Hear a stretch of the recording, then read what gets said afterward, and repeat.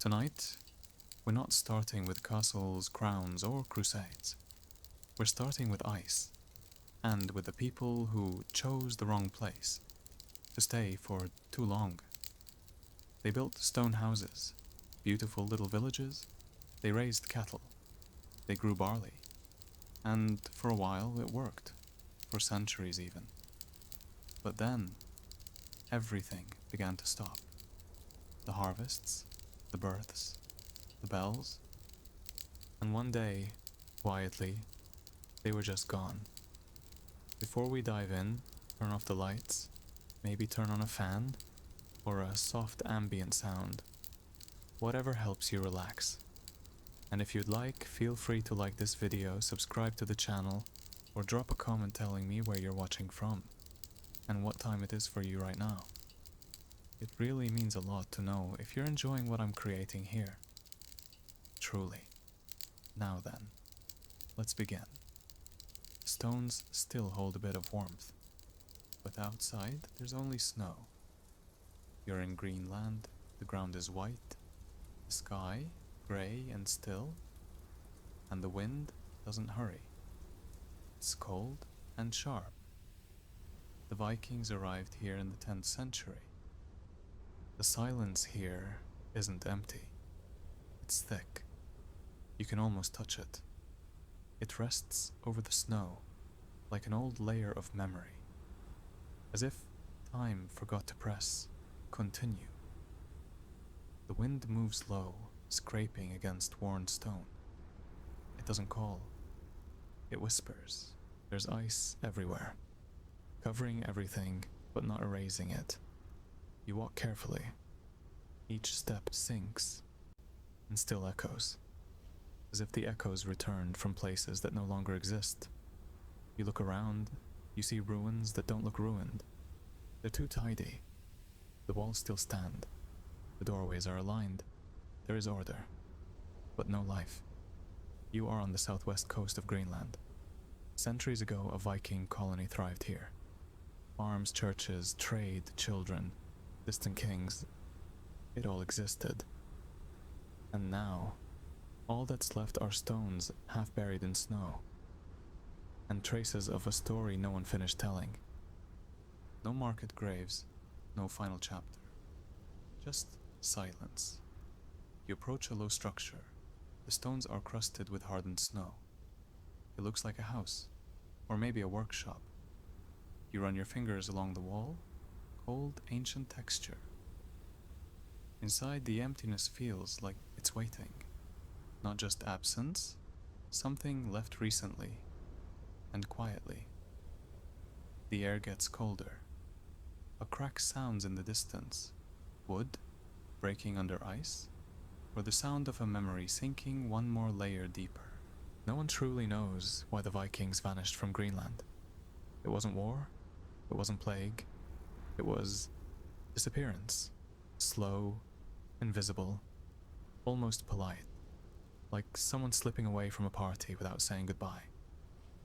Just not to disturb. And that's what you're here to find. The footprints of an unspoken farewell. Civilization that endured for centuries in a place that never welcomed them. Until one day, they simply stopped. The wind returns, stronger now. You pull up an imaginary hood. The cold cuts through. So does time. The next footprint is yours, and the path continues. You close your eyes and go back in time. Long before the silence, there was movement. Coming and going of ships, shouts on deck, salt rusted on the wool tunics, and eyes trained to read the sky.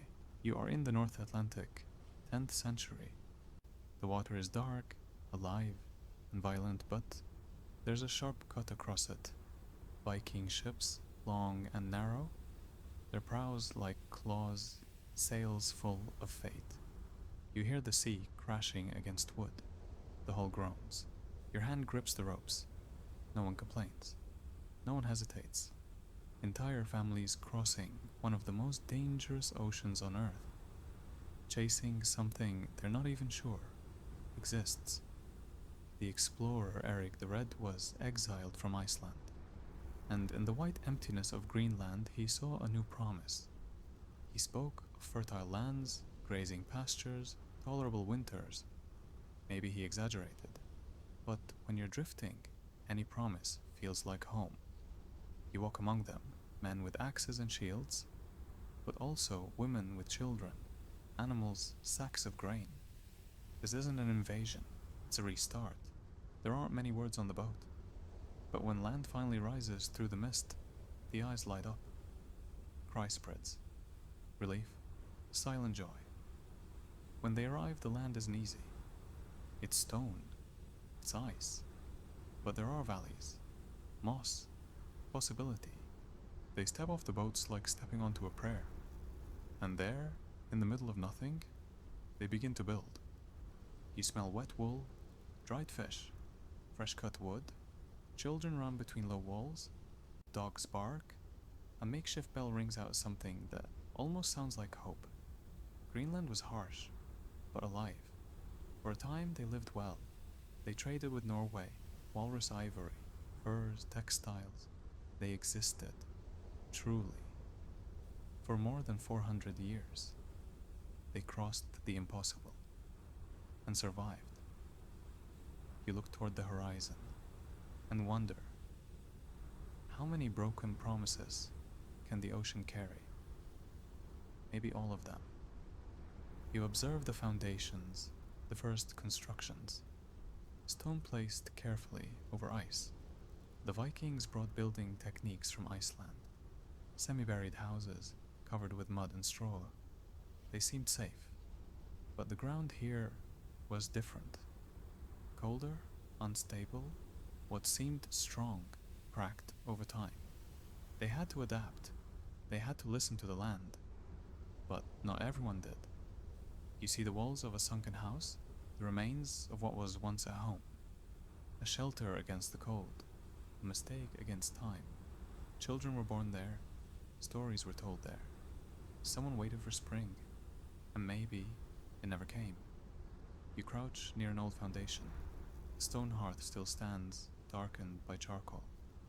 Around it, absence. No sound, no life, no trace. But the wind moves through the old doorway, as if someone might still be inside. In the early years, the Vikings built over 200 farms across Greenland's southwest. Some were small, others more complex, with storage rooms, barns, even churches. You walk through a snowy field, and beneath the white you still see straight lines. The outlines of a civilization that believed it would last.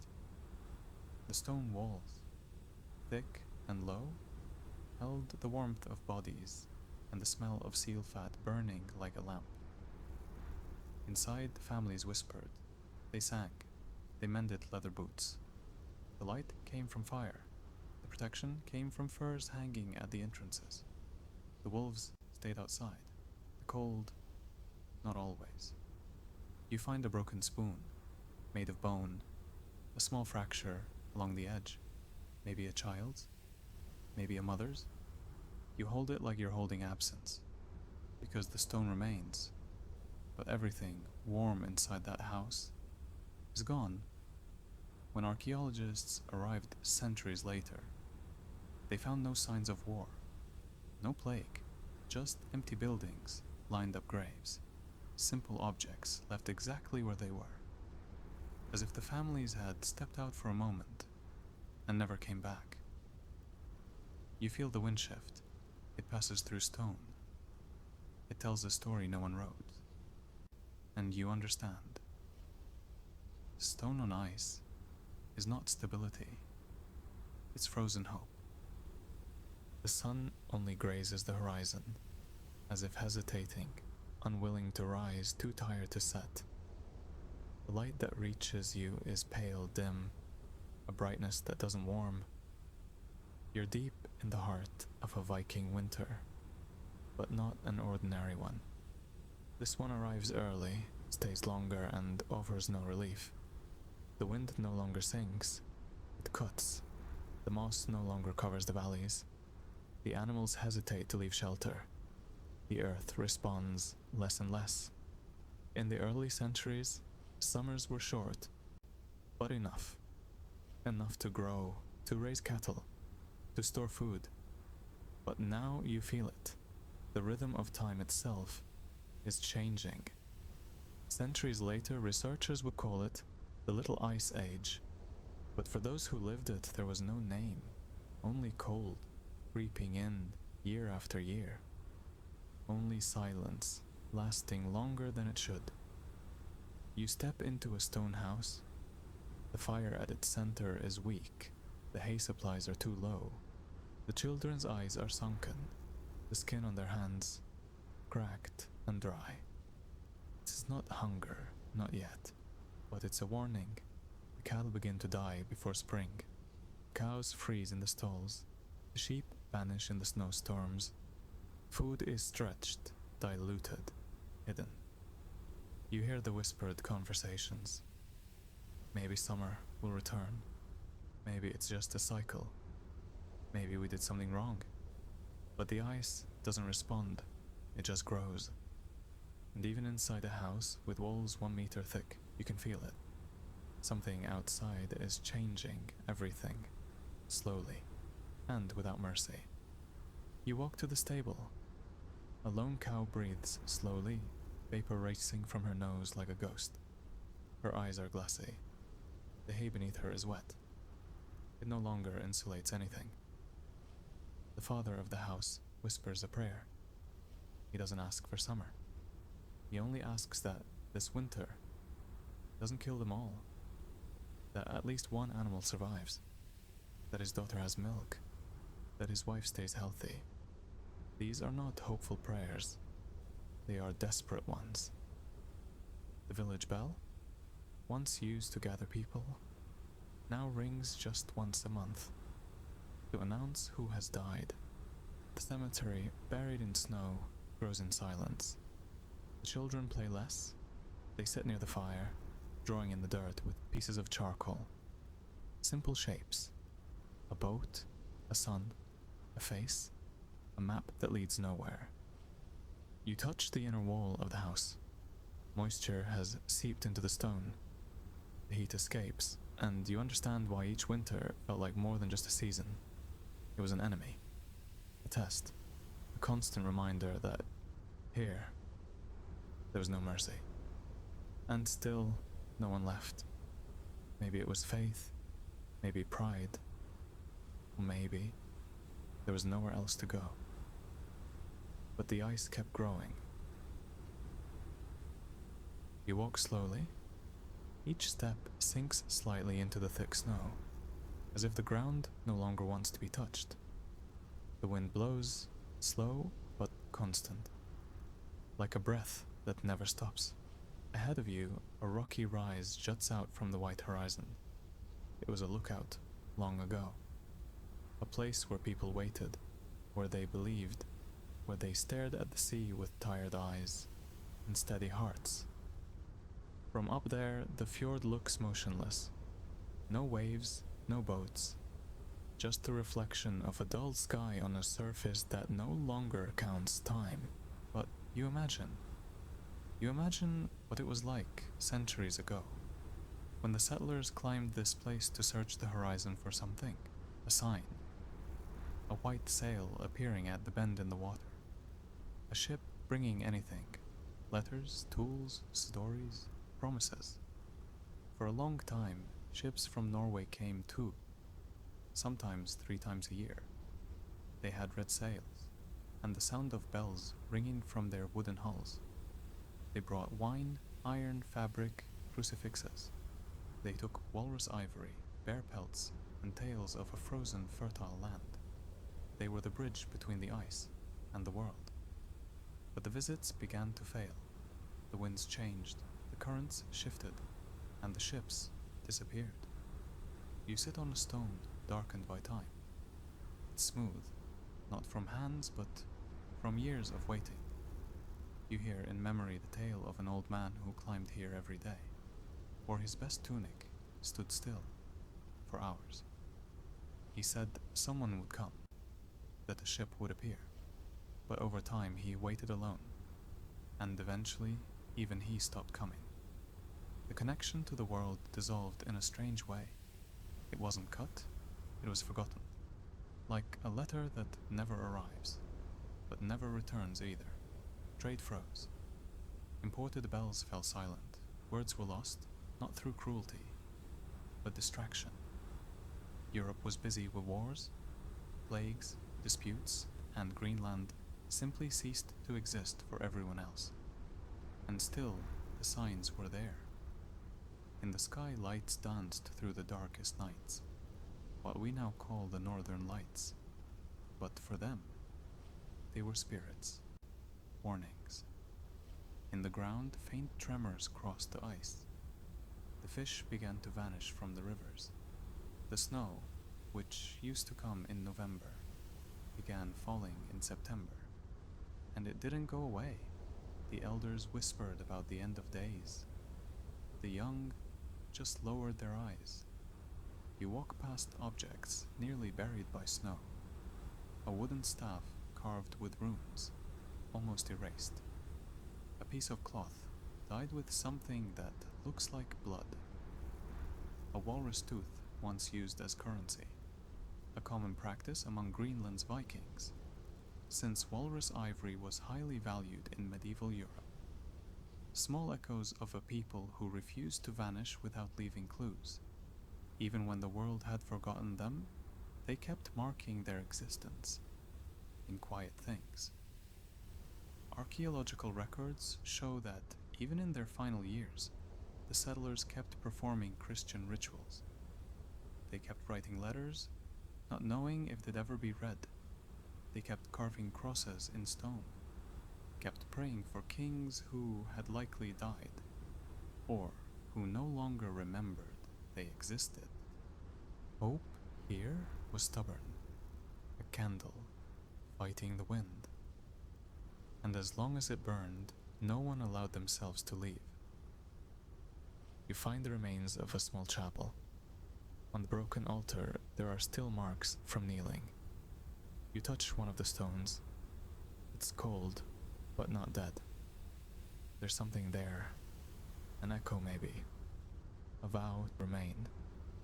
Curiously, the Vikings of Greenland had two dioceses. One of them in Gardar, where a bishop once lived. For many years, they sent envoys to Norway asking for new priests to keep the sacraments alive. But the priests stopped coming. The churches stood empty. The bells, silent. You look at the sky. The clouds move slowly, as if they're too tired to change. Below, the once cultivated fields are now white plains. Only the stone foundations remain. The low walls of old farms, outlines that endure, even when everything else is gone. Once there were cattle here, children, dogs, laughter. Now, only the cold. Strangely, even in the silence, the Vikings kept marking time. There's evidence they carved winters into bone, kept simple lunar calendars. They believed the world hadn't abandoned them, just that it was taking too long to reply. You touch a carving on the stone. It's not a word. It's a symbol. A simple cross, and a single line cutting through it. A vow? A record of loss? Or simply the quietest way to say, we are still here. Their faith wasn't a luxury. It was structure. It held the walls when wood could no longer do so. It filled Sundays even if only one old man still came. But the North had stopped sending clear signs. No ships, no messages, no prayers.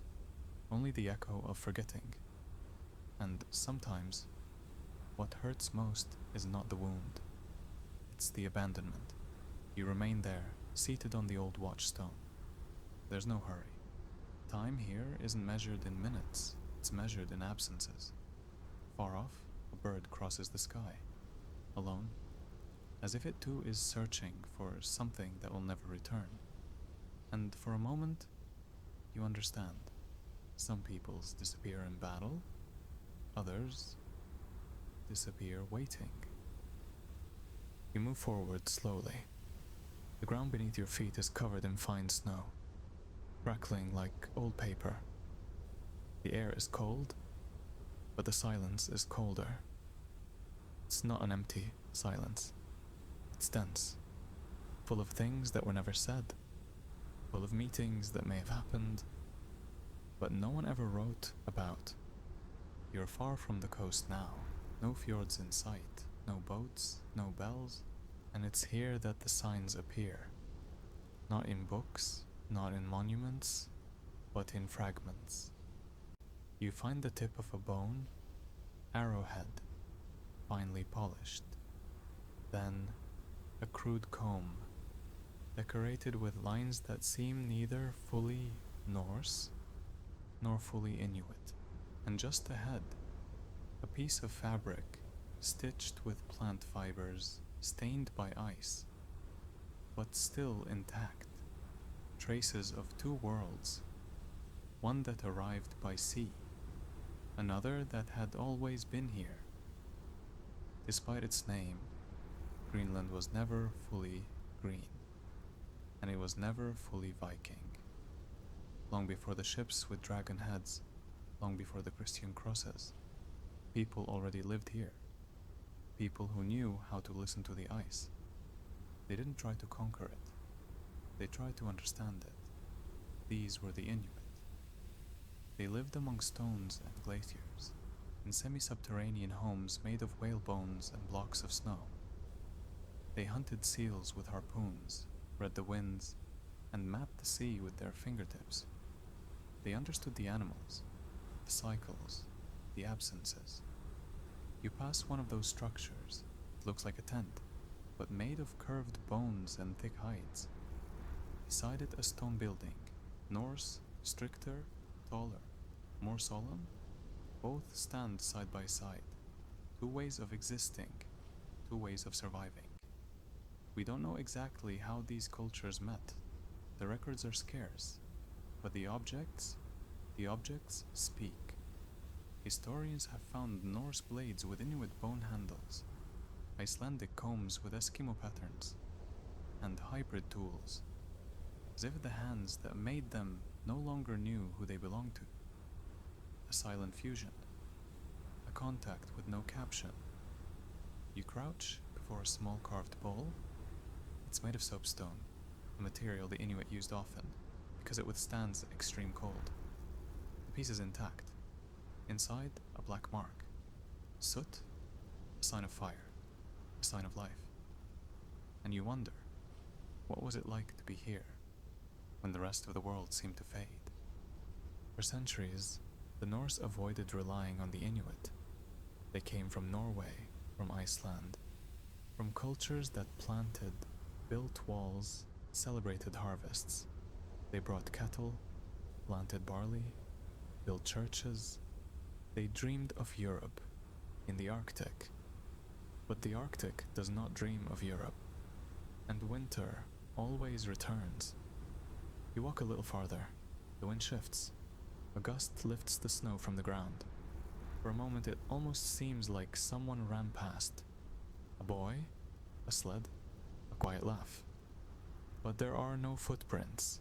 Archaeology tells us the Inuit survived with far less. They didn't need wood shipped by boat. They didn't need long summers. They knew how to store seal fat, how to build shelters without a single tree. Most of all, they knew how to wait, and how to listen. Meanwhile, the Norse kept resisting, in their own way. They clung to their traditions, their methods, their stone walls. Many researchers believe that if they had learned more from the Inuit, perhaps they would have lasted longer. But pride is a kind of cold that freezes from the inside out. You find a spear with a bone tip beside a broken axe. No blood, no sign of battle. Just two different objects, placed side by side, as if they belonged to the same story. And maybe they do. Historical curiosity. Some Icelandic documents mention a group called the Skrælingjar, Jar, the Norse word for the native peoples of Greenland and North America. The term carried a mix of strangeness, fear, and admiration. The Skraeling jar knew how to live where no one else could. They hunted seals in darkness, navigated by stars even when the sky gave no direction. You enter a semi-buried hut. Inside, the warmth still lingers, not from fire but from presence. There are furs folded with care, a basket of dried fish, a pair of boots made from seal skin, waterproof. Perfect. You touch the packed snow wall. You hear a sound. A song? A cry? The wind, perhaps, or the memory of a voice that never learned to write, but knew how to sing. In Inuit oral tradition, there are tales of loud, pale people who arrived, built houses, and then disappeared. No judgment, no emotion, just a fact, like melting ice or the coming of summer. The Norse, who recorded so many battles, did not record this ending. But the Inuit, who never needed books, preserved what mattered. They came, and then they left. You see in the distance an Inuit child running after a dog. Snow lifts behind them like white dust. The boy carries a makeshift sled, smiling, alert. He doesn't look at you. He doesn't need to, because the land has already taught him everything the Norse tried to learn. Too late. You ask yourself, what does it really mean to endure? Is it to build walls, or is it to listen to the wind? Cold doesn't ask. Cold doesn't forgive. Cold just demands. And the Inuit knew how to answer. You find a necklace made of seal teeth. It wasn't left there by accident, it was placed with intention. Like someone marking territory or saying goodbye, with gentleness. You breathe deeply, the air is heavy, but now you feel something beyond the cold. You feel coexistence, not idealized, not peaceful, but real. Like ice, like stone. Two cultures, two worlds, two ways of facing the end, and between them, silence that still holds stories. You walk in silence through a clearing covered in hardened snow. Each step sinks slightly, but makes no sound. The world here feels suspended, not just by cold, but by something deeper. As if even time hesitated to pass. The light is pale. There are no shadows, and yet you feel it. Something is missing. It's not just warmth, it's the absence of presence, not of people, but of trees. The forest isn't here. There are no fallen trunks, no exposed roots, no ancient stumps, only white, and beneath the white an absence heavier than ice. Viking Greenland was never fertile ground for wood. The few trees that grew were short, twisted, hardened by cold and salty winds. Creeping junipers, scattered birches, all small, all scarce. And even so, it was enough, in the beginning. In the early years, ships brought long beams from Iceland, Norwegian pine, dry wood, strong and dependable. Each beam was gold, of precious good, a promise of shelter, of home, of future. You enter an old ruined house. The stones still hold, but the roof is gone.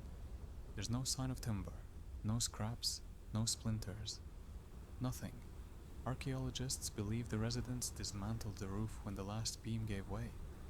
They reused everything, every piece, every sliver, to patch doors, to craft tools, to heat one last winter, maybe even to bury someone with dignity. You approach a pile of stones, crusted with hardened snow. On top, a carved stump. It seems to have once been a tool. A handle, maybe? A reused board? Hard to tell. But one thing is clear. Around you, there's no branch, no trunk, no forest. And then it hits you. The forest didn't die. Never had the time to exist. The colony depended on wood for everything. Boats, roofs, fences, sleds, utensils. But the supply ships stopped coming. Trade with Norway faded like ice under the sun. The routes drifted, priorities shifted, and the colony was forgotten. You walk to a frozen cove. There, half buried in ice, is the skeleton of a boat. Cracked, missing parts. Its beams arch like the ribs of a dead whale. Maybe it was a lost attempt. Maybe someone began building it. A boat to escape. A boat to leave. But it was never finished. Now it lies here, static, buried before it ever sailed. Historical curiosity. The Greenlandic Norse maintained a functioning fleet for a long time. Nar ships, broad cargo vessels, were essential to connect with the outside world. But without new wood, those ships became shelters, storage, or simply collapsed with time. You touch a worn-out beam. The texture is soft, almost like wet paper. And you imagine the moment it broke. Maybe during a storm, or maybe just from waiting too long. Without wood, life changed. You enter another home. The roof is held up by whale bones, large, curved, strangely beautiful. A desperate solution, a last resort, not because the Norse lacked ingenuity, but because the world around them stopped offering options.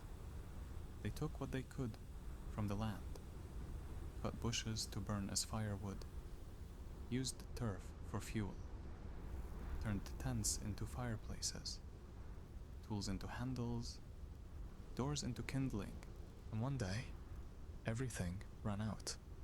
You find an axe, old. Its handle shortened so many times it's now a stub. The blade is no longer sharp, bent, corroded, nearly ornamental, but someone kept it until the end. Maybe out of pride, maybe because they had no other choice. The axe tells a story. Once it felled trees. Now it barely scratches the ice.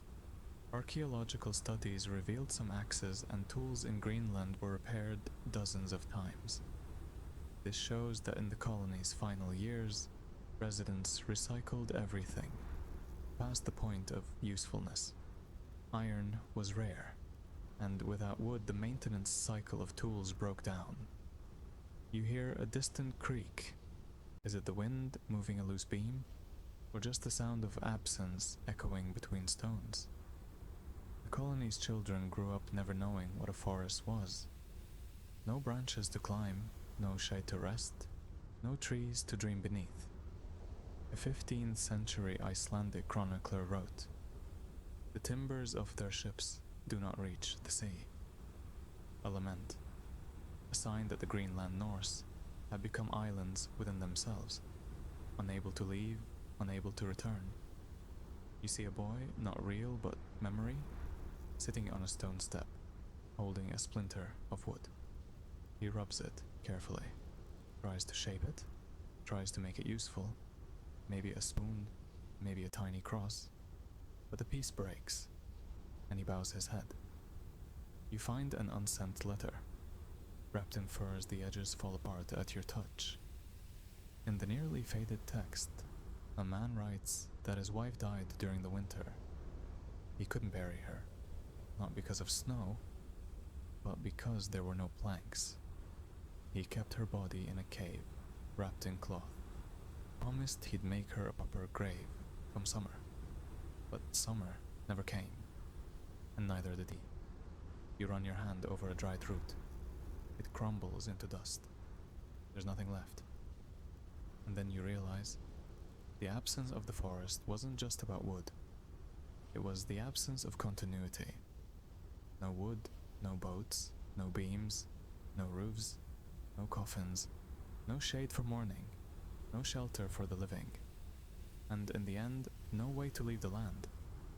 You look around, the stones remain, but everything that was once wood is gone. Not by fire, but by time. And you understand. The Norse didn't just vanish from history. They vanished from the landscape, path in a forest that never was.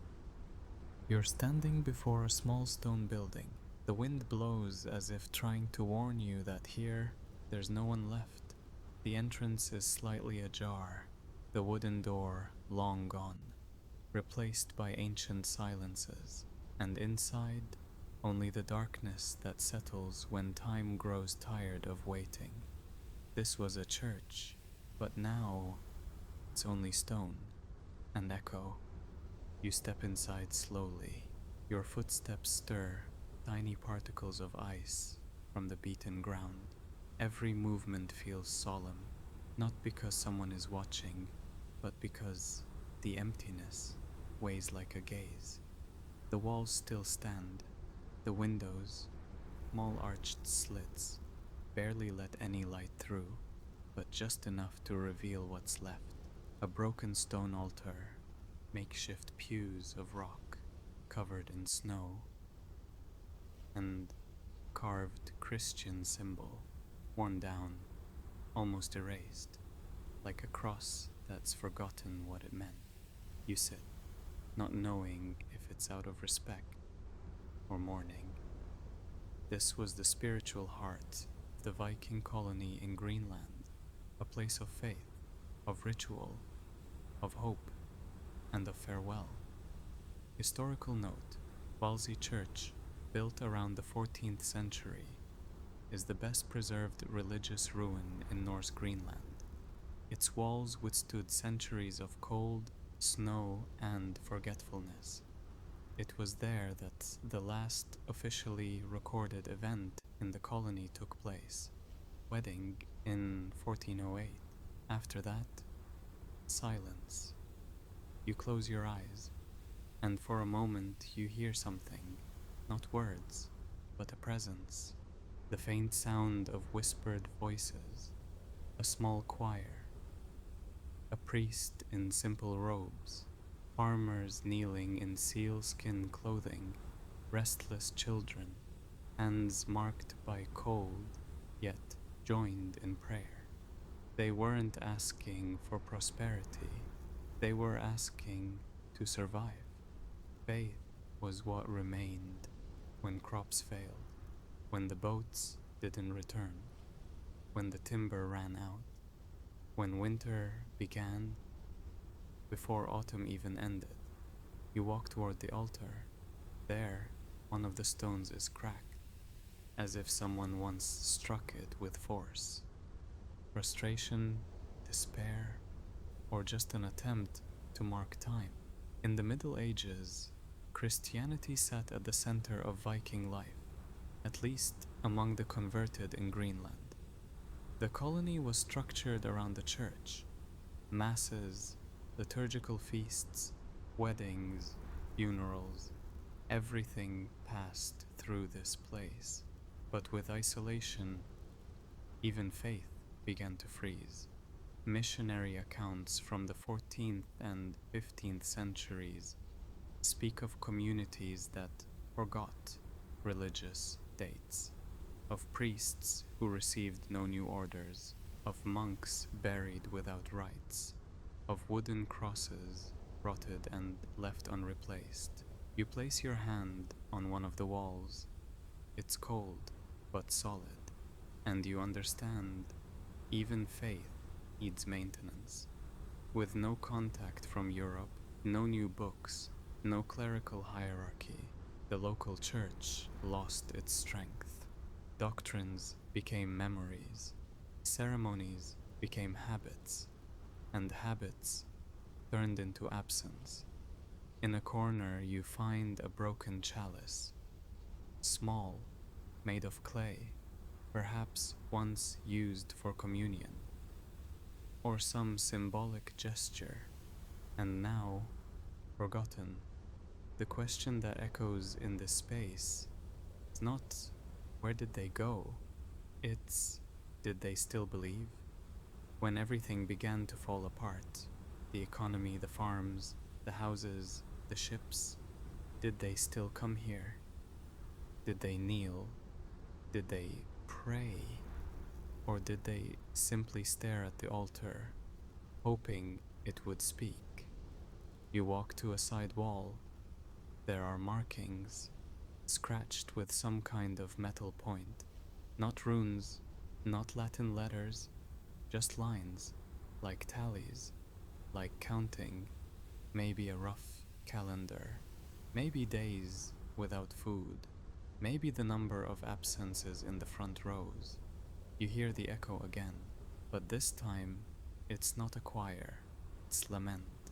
For centuries, the church was the last place where hope was declared. If a child was born, it was baptized here. If someone died, they were buried here. If there was a wedding, it was celebrated here. But the last official record of the colony was a wedding. No mention of funerals after that. Baptisms, mass, nothing. Only the echo. Historical note: the wedding at Svalsey in 1408 is documented in Icelandic records. The couple returned to Iceland shortly after. It was the last time anyone from Viking Greenland was officially recognized outside the colony. After that, there was no further contact. The church remained, but without worshippers, without service, without sound. You look up at the ceiling. A hole lets in fine snowflakes. They spin through the air like dust made of memory. You wonder if anyone came here after it all ended, if an Inuit entered out of curiosity, if a hunter once found shelter from the wind, or if silence sealed the door forever. You are alone, but you don't feel lonely. You feel reverence, because this place is not just a ruin. It's an unmarked grave, an altar of forgetting. And as you leave, you don't close the door, because it was already open. Like history, like doubt, like faith, when it has to learn how to survive the void. You wake up early, but there is no sun, only a grey light, thick like smoke. You walk to the kitchen. The hearthstone is cold. The smell of old ash lingers in the air. There is no more wood, no more whale fat. Only small bones remain, and silence. Hunger, when it arrives, doesn't shout. It doesn't warn. It settles in layers. First in the emptiness of the barn, then in the absence of smell, then in the body. You watch a mother slicing thin strips of leather, boiling them with melted snow. It's a soup. It's an attempt. The last harvests were weak. The hardened soil rejected the seeds. The cattle died months ago. The grain molded. The fish never came. You step inside a house. 3 people lie beneath furs. Their breath is faint. The fire is out. Their open eyes do not move. You hear a sound outside. A boy digging with a whalebone. He's trying to find roots beneath the ice. Behind him, snow hides almost everything. But you see it. The shape of a frozen animal. An ox that didn't survive. A body no one had the strength to cut. Hunger changes the sound of voices. Words come out softer. Sentences shorten. Eyes avoid meeting other eyes. You see a man chewing something in silence. When you come closer, you realize it's old leather. Beside him, an extinguished candle. Its tip chewed. There are stories, some true, some not. The families who walked inland searching for seal meat. Many never returned. Others came back with eyes far too hollow. And no one asked what they found. You pass an abandoned church. On the altar, not offerings but stones. Someone has drawn fish on the floor. A child's plea. A sketch of hope. An illusion of abundance, where only echoes remain. Archaeology confirms it. Dog bones with knife marks. Ancient cuts, marks that speak the truths the written records refuse to hold. People cornered by their own fate. People who built too much and harvested too little. You find an unsent letter. A man begs forgiveness for eating the last lamb. He says he did it for his wife. He says he buried her with his hands. He says he no longer feels the cold and knows what that means. You sit. The snow reaches your ankles. Your shoes are soaked. The cold doesn't stab. It presses. It settles over you slowly, not like pain, like weight. The sky remains grey. There's no snow, but also no light. All around you, no smoke rises from the homes. No sound escapes the windows. You hear only your own breath, and even that feels far away. In a doorway left ajar, there are handprints, dried, brown, too low to be from any adult. A piece of rope still swings in the wind. It holds nothing. Here, hunger did not come with violence. It waited for the routine to fail, waited for the body to give in, and then it stayed. And now, looking around, you realize this wasn't disappearance. It was slow abandonment. One by one, they stopped trying. When no one left to gather wood, when no one returned from the hunt, when no one answered their name, only the houses remained, and the cold, the letter that never arrives. You walk slowly, dragging your boots through the hardened snow. The wind hums low, as if whispering secrets no one hears anymore. Between two stones, crusted with ice, something catches your eye. It doesn't shine. It doesn't call for attention. It's just there, hidden by the persistence of time. You kneel and find a piece of leather, curled, dried out. The edges cracked like old bark. It breaks easily at your touch, but still holds something. A trace of ink, a curve of a letter, a fragment of intention. It's a letter, or what remains of one. No envelope, no address, and maybe no reply. In Viking Greenland, isolation was never meant to be absolute. Not at first.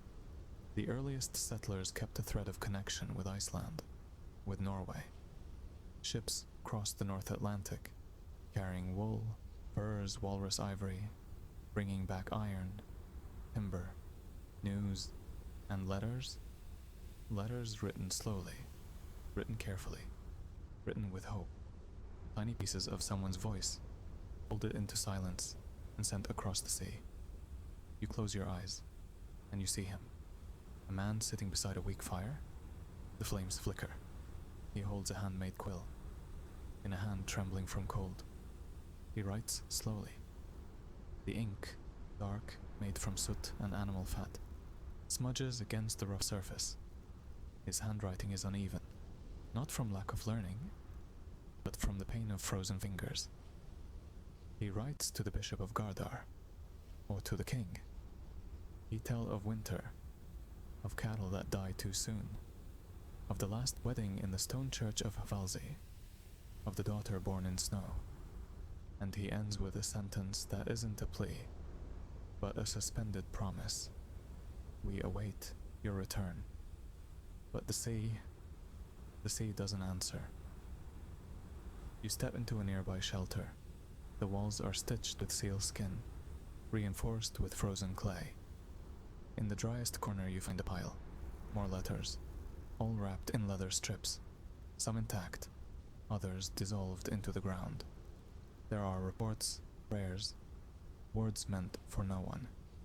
A woman writes of her husband's sickness. Her hand starts firm and ends in shaky hooks. A priest describes the emptiness of his church. He speaks of a baptism, performed with snowmelt, dark with soot, and a child draws a boat, alone, on a stained page. They all waited. Outside, the harbor stones are buried in ice, but the grooves remain, the ones carved to tie down ships. No one climbs the hill anymore. No one waves to the sea. Even the gesture has faded into memory. You walk to the edge of the fjord. The surface is frozen, but beneath it, the water still moves. In the snow, footprints remain, faded. Someone once came here, seeking an answer. Or maybe someone decided to leave, or just wait a little longer. And those who live in silence learn to speak with the void. You hear footsteps, not real, but close, familiar. the kind made by those who walked here every morning, hoping for a shape on the horizon, a thread of sail, a sign of return. One generation grew up, waiting for a letter that never came. Another was born, never knowing someone had written. Historical note: archaeologists have found scraps of leather in Greenland, etched with symbols, phrases, unfinished words. Some showed signs of ships, others crosses. Even in the final years, they were still writing, still speaking into the silence. But there was no one left to read. You returned to the piece you found between the stones. It's falling apart, but it carries weight, not on the page, but in the gesture. Someone still believed, someone still hoped, someone wrote. You place it back where you found it, not out of apathy, but reverence, because sometimes the only answer is accepting silence as a reply, and the silence here is not empty. It is memory, unread. It is the voice the wind carries when there are no voices left. It is the letter that never arrived and never will. You see a man standing, staring at the field. He doesn't move, not because he's tired, but because he's past tired. This stillness isn't exhaustion. What comes after? Surrender. Before him stretches something they used to call a field, but it isn't one anymore. It's not soil, it's not promise. It's the memory of a hope, broken. The earth is hard, uneven, its surface covered by a crust that shouldn't be there. Not in summer, not now. There are still traces of ice. Even the warmth of the season couldn't melt them all. The furrows are crooked, shallow. You can see they were made with effort, with desperation. No cattle pulled the plow this year. It was men who tied rope to wooden frames, dug the land with blistered hands, dragged blades through soil that refused to open. The seeds, there weren't many left. Some were poorly scattered, some eaten by birds, some whisked away by the wind before ever touching ground. And even those that did reach the ground found no welcome there. The Viking colony in Greenland had been built on a wager, a bold one, that they could transplant Norse agriculture into this wild, frozen edge of the world. That barley would grow, that cattle would fatten, that hay would stack high before winter. And at first, it worked. For a time, the earth gave back. The herds multiplied, the settlements prospered. But the land here was never tame, and the sky was never predictable. The seasons began to shift, and the cycles stopped listening to the people. You walk slowly between rows of stunted growth, a scattered pattern of shoots that never bloomed. You see rusted metal in the dirt, a plow tooth, a shovel head, snapped and handleless. They weren't lost out of carelessness. They were abandoned because they no longer served a purpose. Nothing grew here. Historical note: by the 14th and 15th centuries, climate records show Greenland summers were becoming shorter, colder. The onset of the Little Ice Age changed everything. Frost came early, snow stayed longer, the growing season shrank, until there was barely any season left. Even hardy barley, the staple of Norse agriculture, could no longer ripen in time. You come to a low, half-buried house, a shelter sunken into the slope, swallowed slowly by soil and time. Inside, a woman scatters dry hay across the stone floor. Not for animals, there are none left. She does it to warm the ground, to make a bed, a blanket made of brittle stalks. The scent is sharp, but warm, and in this place, warmth is sacred. In the corner, a small sack hangs from a beam. It's tied with care. Inside are the last seeds, pale yellow, some spotted with mold. all of them precious. They won't be planted this season, but they aren't thrown away. They're kept like relics, an act of defiance or faith. You hear the slow rasp of metal on stone. An old man sits just outside, sharpening a sickle. The blade is thin, worn down from years of use. He slides the wet stone in slow, patient strokes, not because he expects to harvest anything, but because the sound keeps him tethered to life. He sharpens memory, not grain. Just ahead, a young woman kneels in the dirt. She's chosen a patch of ground where sunlight lingers the longest, between two rocks that soak up heat during the day. She presses roots gently into the soil, covers them with seal skins to hold the warmth, uncovers them at night to let them breathe. It's a technique passed down, modified, born from Icelandic custom, or maybe invented in desperation. It doesn't matter, it's survival. The Vikings were not fragile. They endured, they adapted. But even endurance has a threshold. With no wood, no livestock, no crops, what remained? Hope and labor.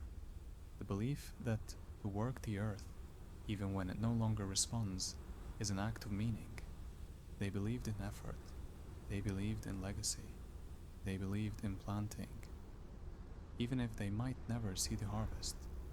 You walk between stones that once bordered garden beds, between fences that once enclosed something, but now only hold wind, between lives that refused to quit, until quitting was all that was left. Historical note: excavations at Norse Greenland farms show a gradual decline in agricultural infrastructure. Barns were left to collapse. Fields were left unturned. Haylofts were converted into shelters for people, not animals. Documents from Iceland reference attempts to grow food in earth-heated trenches, and the collection of wild seabirds' eggs as a substitute for livestock products. Greenlanders adapted, but climate and isolation left them cornered. You pause. The wind shifts. It brings with it a scent of soil and straw and stone, and something else. Loss. But not the kind that shouts, the kind that lingers, the kind that hums quietly beneath your skin. You realize the last harvest wasn't for feeding the body. It was for feeding belief. A final act to remind themselves they were still alive, still trying, still rooted in something. And when even that was gone, they stopped. Not out of laziness, not out of despair, but because even the earth said, no more. You walk through a sleeping village. The rooftops are covered in hardened snow. No smoke rises from the chimneys. No sound comes from the windows. There are no recent footprints, no calls, no echoes, only the faint creak of ice settling into the stone walls. And then you see small marks in the snow, smaller than adult feet, light curving footprints scattered in a zigzag. Some cluster together, as if the child stopped for a moment, perhaps to look at the sky, perhaps to play. Other tracks lead to a low house with a narrow entrance, covered in old hides, aged wood, and the thin layer of ice across the threshold. You step closer. The door is slightly ajar. It creaks gently in the wind. Inside, silence. But not just any silence, a thick one, the kind that fills every space between objects, between memories. On a torn fur blanket rests a doll, made of tiny bones, frayed wool, bits of charcoal. A rough toy, but assembled with care. The face drawn patiently. The eyes are black pebbles. The mouth, crooked, thin line, smiling. The body crafted from scraps of fabric sewn together with dried sinew. The toy, a sign of presence, a trace of a childhood that tried to happen while the adult world had already forgotten how to smile. The last child. We don't know her name. There is no record, no headstone, no prayer, no document mentions her existence. Only these scattered signs, these footprints, this doll, a wall marked by drawings. You kneel. The doll is carefully placed, as if it had been left with affection, as if it mattered, as if it was everything. Maybe she didn't know she was the last. Maybe she did. Children often sense what adults refuse to see. Perhaps she had heard stories about summer, about boats, about music and dancing. But she grew up in hunger, in silence, in a world where adults whispered and avoided answers, where voices were held back so as not to frighten the emptiness. You stand and look around the house. On a stone wall, drawings made with charcoal, simple lines, but clear. A house, a cross, an animal, and in the corner, something that looks like a boat. A mast, a sail, and inside, a single figure, a round face, leaving, or just dreaming. The last children of Greenland didn't play with others. They played with what was left, with smooth stones, with light bones, with scraps of hide. They played with memories that weren't theirs. They played with silence. And when they got sick, there was no cure. Only lowered eyes, only trembling hands, only whispers and the effort not to cry. Because losing a child was losing the future, losing the possibility of return. You touch a folded hide in the corner. It's cold, hardened, but there are signs someone once slept there. Next to it, a small spoon, carved from dark wood, made patiently. Along the sides, circular engravings, maybe runes, maybe just patterns. An attempt to make hunger less bitter. A way to remember that someone once thought lovingly about who would eat from it. There was tenderness, even at the end. Historical curiosity. Archaeological studies in eastern Greenlandic settlements revealed child burials inside homes. Many were laid to rest with simple objects. Carved spoons, small talismans, charcoal arranged in symbolic patterns. Signs that even in the final moments, there were rituals of care and love.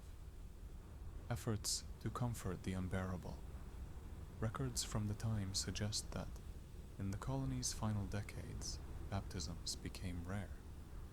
Water had to be melted from snow. Names faded away. Many children were never officially registered. They grew in silence, surrounded by hushed gestures and fragile hopes. Viking childhood, once a celebration of strength, became an act of protection. From cold, from hunger, from absence, you feel the presence still lingering there. Not a ghost, but a living absence, one that still echoes. The last child carries every sound that went unheard, every story left untold, every whispered plea. And still, she dreamed. Because children dream, even when the world no longer promises anything. You step outside. The snow has covered the footprints again. The wind returns, software, but steady. Now only the doll remains, and the echo of a childhood that was also the end. You stand on the hill, watching the village below. The wind blows softly, but not enough to lift the silence that lingers in the air. Down there, among the stone and turf houses, there is no smoke, no footsteps, no signs of urgency. The end came the way frost creeps into the soil, slowly, imperceptibly, until everything hardens, until everything falls still. History doesn't tell stories like this. History likes noise, abrupt collapses, walls crashing down, screams echoing through battlefields. here. There was no sound. The end was something else. It was what happens when there are no more answers, when everyday life quietly fades. You descend the icy slope. The stones beneath your boots are slippery. No footprints remain. Snow has built up along the edges of old paths. The trails that once led to gardens, to animal pens, to the temple, they've all disappeared. You walk slowly now. Between the empty houses, the world feels suspended, as if it's waiting for someone who will never return. There are no signs of invasion, no broken arrows, no shattered doors, no graves disturbed, just a bucket left at a doorstep, a chair tipped over, a piece of hardened bread in a wooden bowl, fragments of routine, as if someone one day simply stood up and never continued. Archaeologists call it a gradual collapse, but to those who lived it, it wasn't a theory. It was life narrowing. It was hunger creeping in. It was snow arriving earlier every year, wood disappearing, bodies weakening, hands trembling, promises losing weight. The Viking colony in Greenland, founded by Eric the Red around 985, survived for centuries. They built homes, raised churches, sent letters across the sea. But the climate shifted. The Little Ice Age brought short summers and brutal winters. Resources thinned. Trade with Norway stopped. What was once a colony became an isolated continent. You step into one of the houses. The roof still holds. Turf blocks and hardened snow above. Inside it's dark, but your eyes adjust. Old footprints mix with dust on the floor. A folded blanket, a leather coat stiff with time, hangs from a hook. It looks abandoned calmly, no panic, no haste. In the corner, a bowl. Inside it, a waxed thread pushed through cloth. A candle, small, fragile, made not to light a room, but to endure. A silent act of someone refusing to vanish without leaving a sign. You touch the rim of the bowl. It's cold, but whole, as if it's still waiting to be lit. On the opposite wall, a carved wooden spoon, its handle worn smooth from use. Fingers had gripped it daily. It belonged to a table, to a routine. It was used to share. Now it rests alone. Testimony to hunger, to hope, to absence. You step outside again. The sky is still heavy, but not angry. The village feels suspended in one last breath. You walk among identical houses, built with the same fear, the same hands. Some fences still stand. Others lie buried in time. In a window, a scrap of cloth still flutters, faded, worn. A final movement in a place where nothing moves. Proof that someone once looked outside and hoped. After 1408, Europe stopped mentioning Greenland. No letters, no reports, no mourning. The colony that once wrote to bishops, that sent ivory and requested iron, just vanished, like a memory slipping from the edge of a dream. You enter another house. On the ground, shards of a bowl. On the wall, traces of where tapestries once hung. By the door, a small child's bench, still whole, covered in dust, but strong, as if someone might still return and sit. And that's what the end feels like here. Waiting. Not a goodbye, but a pause that never ended. There was no desperation, only surrender. Not the kind that shouts, the kind that happens slowly, daily, like bread that became smaller, like soup that turned to water, like fires lit less often, like stories that stopped being told. You hear something far off, not real, a memory of sound, as if footsteps still echoed, as if doors still opened, as if names still filled the air, but the sound fades before it reaches you, because there is no one left. Maybe it was pride, maybe it was love, or maybe there was simply nowhere else to go. But no one fled. No one left messages. No one marked the end. They just stayed, and faded, one by one, day after day, like a candle, burning out without a wick. You return to the top of the hill. The village is still there. The houses, the signs, the silence. It wasn't a massacre, it wasn't disease, it wasn't war. It was time. It was the sum of absences. And then you understand the end here wasn't a tragedy. It was a final silence. It was snow and forgetting. You climbed the final hill, but from what it means to have reached this far, the journey has been long. Now, at the top, the landscape unfolds around you like a frozen stage. There is no movement. The fjord rests below like shattered glass, its waters trapped in a silent blue stillness. The Viking houses, scattered between rocks and hillsides, release no smoke. Their turf roofs are crusted with ice, their shapes softened by the repetition of winter. The fields are just memories now. No planting, no harvest. Only patches of white and dry lines on frozen soil. Above everything, the sky. A sky that doesn't speak, but listens. In Viking Greenland, every hill had a name. Some were landmarks for shepherds, others were lookout points.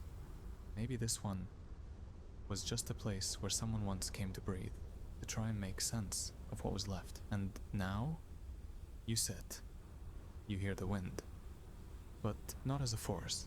It's more like a whisper, drifting between old stones, low ruins, the remains of wood turned in snow. It slips through the cracks in the walls, whistles softly through holes in forgotten doors, and as it moves, it seems to repeat, not clearly, but with intent, the sounds of things that no longer exist. Prayers, letters, muffled cries, all of it, lost in white. Only the wind still moves through the gaps. Only it repeats in distant whistles the names time forgot. You look around. Beneath a stone, a bone button. Round, smooth with a hole in the center. Beside it, a cracked spoon, still stained from the last meal. A scrap of cloth caught on a thorn. A stone etched with marks. Maybe a rune, maybe just scratches. But everything carries intention. These small objects tell stories without voice. They're the remnants of lives lived without audience, of people who left without applause. You picture a woman writing a final prayer with charcoal, a man sharpening a spear with no reason left to fight, a child asking where the boats have gone, and between all of them, the wind. It never stops, never judges. It just passes, and in passing it carries echoes. It scatters voices that never found an end. Historical note. Archaeologists have uncovered small household items in layers of ice and sediment within the ruins of Greenland's Viking farms. Bone buttons, hand-carved utensils, personal objects etched with simple marks. Many of these were found in places suggesting not violence, but quiet, sudden abandonment. The disappearance had no witness, only frozen memory. Some believe that in the absence of written records, the wind and the ice became the final chroniclers of that forgotten world. You lie down for a moment on the hard snow. Cold presses against your back, but it doesn't burn. It weighs, like an old hand, resting on you without urgency, as if to say, it's all right. There's nothing left to do. You stand again. The village is still there. The stones, the houses, the unharvested fields, and on the hilltop, you, and the wind. It keeps blowing, across your face, through your thoughts, taking memories with it. You don't know if you're hearing a voice, or maybe just the wind. But now, it doesn't matter, because everything has been said, and only the silence remains. You return to the shelter. Outside, the light has faded into shadow. The sky is pale, the wind has gone quiet, and inside, a weariness that isn't just yours. It's centuries old. The wood creaks beneath your steps. The floorboards are worn but clean. The air still holds the faint scent of burned wood. Everything feels intentional. Too clean to have been left to chance. Someone was here, not long ago. Or maybe time simply stopped in this place. Here in this corner of the world where there were no wars, no farewells, only a quiet fading. There's still presence, not in people, but in gestures, in traces that remained when everything else disappeared. You find a cloth, folded with care, a utensil, cleaned, a stool tipped over but unbroken, a notebook. Inside 3 words written by hand, repeated across several pages. We were here. The handwriting is uneven, small, as if written by someone who could barely hold a pen. And yet, each stroke is steady and silent. You run your fingers across the wooden wall, rough, scratched, marked with small cuts. Perhaps a count of days, weeks, winters. In the corner, a bowl, empty but clean. Not discarded, but placed there as if someone still hoped to use it again. As if the table had once been set for something that never arrived. You sit on the floor, lean your back against the cold wall, and look, not ahead, but inward. Here all the sounds come from inside. Each breath echoes across the years. Each memory rises, one by one, without names, without faces. You think of those who came before, those who planted, who built, who waited, and those who held on until there was no one left to hold on. On the wall across from you, a line of charcoal. It looks like a boat, simple, imperfect, a shape that resembles a dream, or an escape, or just a wish, one no one had the strength to carry out. You close your eyes, and for a moment, there is no cold, no weight, only a question whispered without words. Will someone remember us? Historical note: some Viking shelters near the Tunuljarvik fjord show signs of use well into the 15th century. In one, archaeologists found a piece of carved wood bearing a single runic word, translated loosely as remnant or memory. There were no signs of destruction, only quiet, orderly abandonment. Many objects had been cleaned, carefully placed, as if waiting, as if still meaningful. And maybe the answer is right here, in the simple fact that you are sitting in this place, reading, listening, feeling, because that's what remains when everything else fades. Attention. You stand. The shelter is still empty, but not lifeless. There is a memory still burning, not a literal flame, but a warmth that lingers quietly in every corner, like the gentle hand of someone who tends to something sacred. You step outside. More snow has fallen, the tracks behind you are nearly gone. And yet, you know you came. You are here. And that is enough. The village is behind you, the sea ahead. No sound, only wind. But now, you understand. Silence isn't the end. It's remembrance. You walk, slowly, because now you carry something. A name with no letters, a voice without sound, a flame without light. And as long as someone remembers, as long as someone tells the story, nothing ever truly disappears. You turn one last time. The story still goes on. You descend the hill with slow steps. The snow covers almost everything, but the path is still there. The wind no longer blows with urgency. Now, it simply watches. There's something in your breath that carries the past. An ancient weight, yet familiar, because even after centuries, there are still those who search for her. The Viking colony of Greenland didn't vanish all at once, but it vanished, and since then, men and women from across the world have tried to understand why. In the 18th century, the first archaeologists began to dig, astonished by the traces of a civilization that seemed to have evaporated. But only in the 20th century did science gain the tools to begin piecing together the answers. They used carbon dating, frozen soil samples, bone analysis, ground-penetrating radar, and with each new layer uncovered, a fragment of life returned.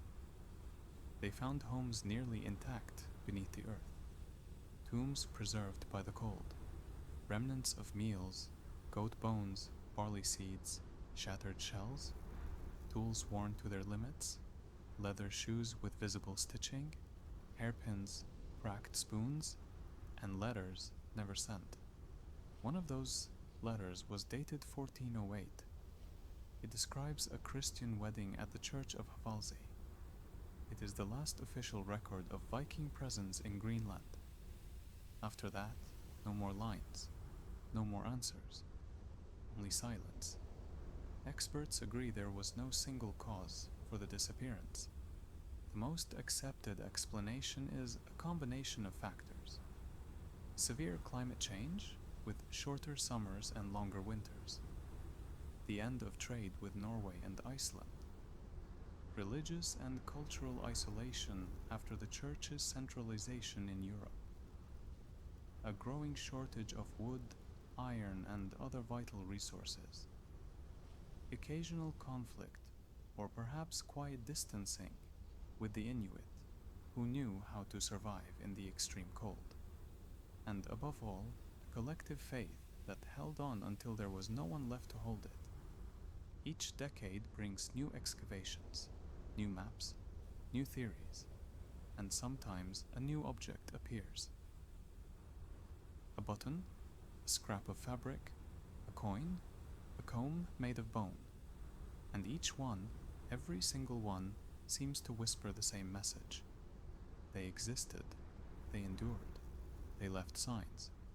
Historical note: some modern researchers believe the last Norse Greenlanders may have integrated into Inuit communities. Others say they died isolated, cut off from the outside world. The lack of records makes certainty impossible. But every recovered object adds another note to this unfinished symphony. You kneel before a worn stone marker. There's no name, just a symbol. Maybe a cross, maybe a rune, maybe just a gesture. And then you understand. Maybe remembering is all we can do now, and maybe it's enough.